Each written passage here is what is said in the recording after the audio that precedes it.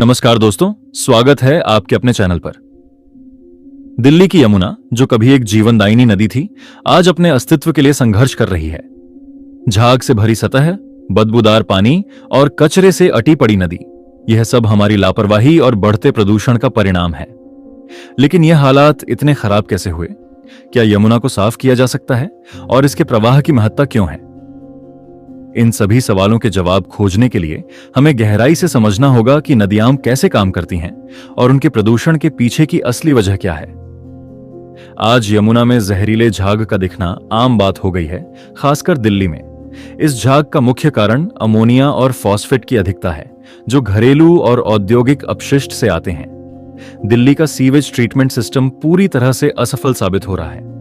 लगभग 22 नाले सीधे यमुना में गिरते हैं, जिनमें से कई बिना किसी ट्रीटमेंट के गंदा पानी नदी में छोड़ते हैं। इसके अलावा औद्योगिक कचरा, जिसमें भारी धातुएं, रसायन और डिटर्जेंट होते हैं, यमुना के पानी को और जहरीला बना देते हैं। फैक्ट्रियों से निकलने वाले रसायनों को ठीक से निस्तारित नहीं किया जाता और यह सीधे नदी में चला जाता है। नतीजा यह होता है कि पानी में ऑक्सीजन की मात्रा घट जाती है, जिससे जलीय जीव मरने लगते हैं और पूरा इकोसिस्टम प्रभावित होता है। हर साल सरकारें यमुना को साफ करने के लिए करोड़ों रुपए खर्च करती हैं, लेकिन स्थिति जस की तस बनी रहती है। इसका सबसे बड़ा कारण यह है कि नदी में लगातार गंदगी डाली जा रही है और सफाई सिर्फ ऊपरी सतह पर की जाती है। असल में नदी की सफाई सिर्फ तकनीकी उपायों से नहीं हो सकती। इसके लिए पूरे इकोसिस्टम को समझना और उसके अनुसार कदम उठाना जरूरी है। प्राकृतिक रूप से नदियां अपने आप को साफ करने की क्षमता रखती है, लेकिन इसके लिए उनके प्रवाह का बना रहना जरूरी है। जब एक नदी अपने स्रोत से समुद्र की ओर बहती है, तो रास्ते में कई तरह के प्राकृतिक फिल्टरिंग सिस्टम से गुजरती है। पहाड़ों और जंगलों से आने वाला पानी इसमें घुली अशुद्धियों को कम करता है। जब नदी तेजी से बहती है, तो उसमें मौजूद ऑक्सीजन का स्तर बढ़ता है, जिससे हानिकारक बैक्टीरिया और रसायन धीरे धीरे समाप्त हो जाते हैं। दिल्ली में यमुना के किनारे अवैध निर्माण और अतिक्रमण बहुत ज्यादा हो गया है।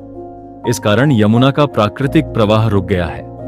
बारिश का पानी, जो यमुना को साफ करने में मदद करता था, अब कंक्रीट के कारण नदी तक पहुंच ही नहीं पाता। जब किसी नदी के प्रवाह को बाधित किया जाता है, चाहे वह डैम हो, बैराज हो या अवैध निर्माण, तो उसमें पानी रुकने लगता है। इस रुकाव से नदी की आत्मशुद्धि क्षमता खत्म हो जाती है और गंदगी उसमें जमी रहती है। यही कारण है कि यमुना, जो दिल्ली में लगभग स्थिर हो जाती है, इतनी गंदी हो जाती है। एक स्वस्थ नदी के लिए यह जरूरी है कि उसके जल स्रोत प्राकृतिक रहें। जंगलों से बहकर आने वाला पानी नदी को शुद्ध करता है, क्योंकि इसमें अनेक प्रकार के माइक्रोबैक्टीरिया होते हैं जो नदी के हानिकारक तत्वों को नष्ट करने का काम करते हैं। लेकिन जब जंगलों की कटाई बढ़ती है, तो यह प्राकृतिक जल प्रवाह बाधित हो जाता है और नदियों को मिलने वाला ताजा पानी कम होने लगता है। दिल्ली की यमुना का एक और बड़ा संकट यह है कि इसमें पहाड़ी इलाकों से आने वाला ताजा पानी बहुत कम हो गया है। पहाड़ों और जंगलों से आने वाले जल प्रवाह से नदी में लगातार ऑक्सीजन बनी रहती थी, जिससे उसमें मौजूद जैविक संतुलन बरकरार रहता था।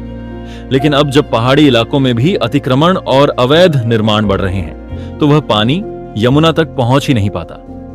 उदाहरण के लिए राइन नदी जर्मनी की सबसे महत्वपूर्ण नदियों में से एक है, जो स्विट्जरलैंड, जर्मनी, फ्रांस, नीदरलैंड और लिक्टेनस्टीन से होकर बहती है। 20वीं शताब्दी तक यह नदी भी कचरे और औद्योगिक प्रदूषण से बेहद पोल्यूटेड हो गई थी। लेकिन इन सभी देशों ने मिलकर राइन एक्शन प्रोग्राम लागू किया, जिससे 1986 के बाद नदी में गिरने वाले सभी अपशिष्टों को ट्रीट करना अनिवार्य कर दिया गया। सीवेज ट्रीटमेंट, औद्योगिक अपशिष्ट पर सख्ती और नदी का प्राकृतिक बहाव बनाए रखने से आज राइन नदी दुनिया की सबसे साफ और व्यस्त जलमार्ग वाली नदियों में से एक बन गई है। वही यमुना जो भारत से ही निकलती है, हमसे साफ नहीं हो रही। इवन इंडिया में ही साबरमती नदी को सफलतापूर्वक पुनर्जीवित किया गया। साबरमती रिवर फ्रंट प्रोजेक्ट के तहत नदी के किनारों को पुनः विकसित किया गया, नालों को ट्रीटमेंट प्लांट से जोड़ा गया और साबरमती में नर्मदा का पानी छोड़कर बहाव बनाए रखा गया। नतीजा यह हुआ कि साबरमती अब एक स्वच्छ नदी बन गई। अगर यमुना को भी साफ करना है, तो राज्यों को राजनीति छोड़कर आपस में सहयोग करना होगा। जैसे जर्मनी और उसके पड़ोसी देशों ने किया, और सख्त पर्यावरणीय नियमों के साथ नदी का प्राकृतिक प्रवाह बहाल करना होगा। यमुना को साफ करने के लिए केवल 1 या 2 योजनाओं से काम नहीं चलेगा, बल्कि एक संपूर्ण रणनीति की जरूरत है। सबसे पहले सभी नालों का ट्रीटमेंट अनिवार्य करना होगा, ताकि बिना शुद्ध किए कोई भी गंदा पानी नदी में न डाला जाए। दूसरा, नदी के प्रवाह को बनाए रखने के लिए उसके प्राकृतिक जल स्रोतों को पुनर्जीवित करना होगा। पहाड़ी इलाकों से आने वाले जल प्रवाह को बाधित करने वाली परियोजनाओं पर पुनर्विचार करना चाहिए और जंगलों की कटाई पर सख्ती से रोक लगानी होगी। तीसरा, नदी किनारे ग्रीन बेल्ट और जंगल विकसित करने होंगे ताकि नदी का प्राकृतिक संतुलन लौट सके। वृक्षारोपण से मिट्टी का कटाव रुकेगा और पानी को अवशोषित करने की क्षमता बढ़ेगी, जिससे भूजल स्तर में भी सुधार होगा। अंततः यमुना की सफाई केवल सरकार की जिम्मेदारी नहीं है, बल्कि हर नागरिक को अपनी भूमिका निभानी होगी। हमें अपने उपयोग किए गए पानी को कम करना होगा, रसायनों और प्लास्टिक के उपयोग को नियंत्रित करना होगा और जागरूकता फैलानी होगी। अगर हम अभी नहीं चेते तो यमुना को एक साफ नदी के रूप में देखना सिर्फ एक सपना बनकर रह जाएगा। उम्मीद है यह वीडियो आपको पसंद आई होगी और इससे आपको इस विषय पर गहरी समझ मिली होगी। अगर आपको यह जानकारी उपयोगी लगी तो इसे लाइक और शेयर जरूर करें। अगर आप हमारे चैनल पर नए हैं तो सब्सक्राइब करना ना भूलें, ताकि आपको ऐसे ही रोचक और महत्वपूर्ण विषयों पर वीडियो मिलती रहे। धन्यवाद।